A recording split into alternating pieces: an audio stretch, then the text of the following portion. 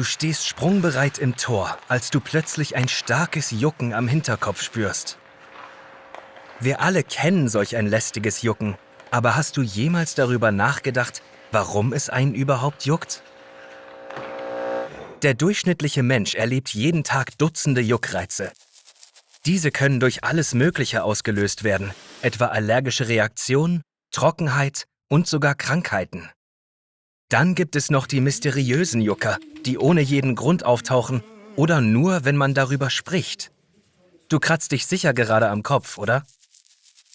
Fangen wir mit einer der häufigsten Ursachen an: Insektenstiche. Wenn dich eine Mücke sticht, schüttet sie dabei einen Stoff aus, einen sogenannten Gerinnungshemmer, der verhindert, dass dein Blut gerinnt.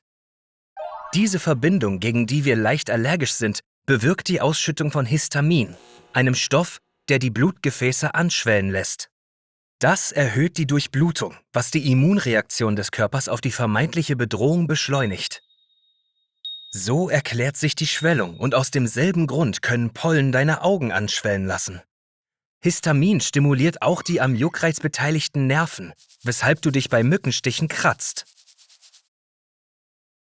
Der Juckreiz selbst ist allerdings noch nicht vollständig entschlüsselt. Vieles, was wir darüber wissen, stammt aus Untersuchungen der Mechanik des Juckens an Mäusen. Forscher haben herausgefunden, dass die Juckreizsignale in deren Haut über eine Unterklasse Schmerzsignal verarbeitender Nerven übertragen werden. Diese speziellen Nerven produzieren ein Molekül, natriuretisches Polypeptid B, das ein Signal auslöst, das über das Rückenmark zum Gehirn gelangt und dort das Juckgefühl erzeugt.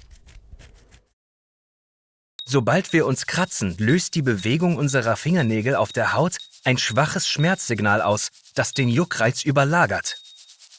Es ist quasi eine Ablenkung, die das Gefühl der Erleichterung erzeugt. Aber hat der Juckreiz einen evolutionären Sinn oder ist er nur da, um uns zu nerven? Die führende Theorie besagt, dass sich unsere Haut so entwickelt hat, dass sie Berührungen sehr gut wahrnimmt, damit wir Bedrohungen von außen direkt spüren.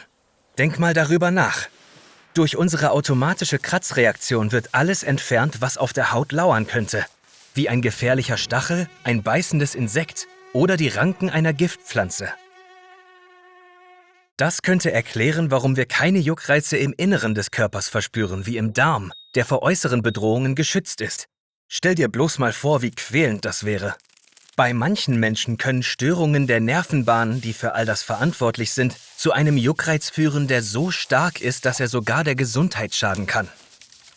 Ein extremes Beispiel ist eine psychische Erkrankung namens Dermatozoenwahn, bei der man glaubt, der Körper sei von Milben oder Flöhen übersät, die auf und unter der Haut herumkrabbeln und unablässiges Jucken verursachen.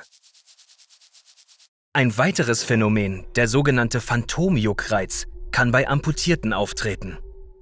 Weil bei deren Verletzung das Nervensystem stark beschädigt wurde, bringt es die normalen Nervensignale durcheinander und erzeugt Empfindungen in Gliedmaßen, die nicht mehr da sind.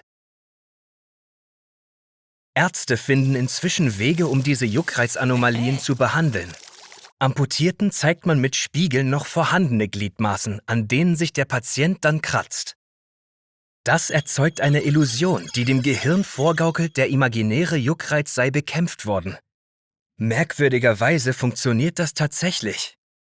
Forscher suchen auch nach Genen, die am Juckreiz beteiligt sind und entwickeln Behandlungen, um den Signalweg des Juckreizes in extremen Fällen zu blockieren. Wenn du findest, ein unaufhörlicher Juckreiz sei wie eine eigene ganz persönliche Hölle, stimmt Dante dir zu. Der italienische Dichter schrieb über einen Bereich der Hölle, in dem Menschen zur Strafe bis in alle Ewigkeit in Gruben sitzen und sich kratzen müssen.